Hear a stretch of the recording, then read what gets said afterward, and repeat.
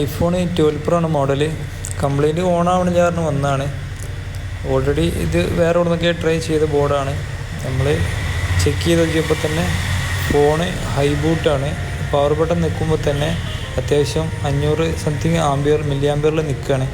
Check ചെയ്ത് നോക്കുമ്പോൾ CPU ഒരു ലൈന് ഷോർട്ടാണ് കാണിച്ചത്. അപ്പം CPU റീബൂട്ട് ചെയ്തിട്ടപ്പോൾ തന്നെ ഫോണ് ഫുള്ളായിട്ട് ഓണായി വന്നിട്ടുണ്ട്.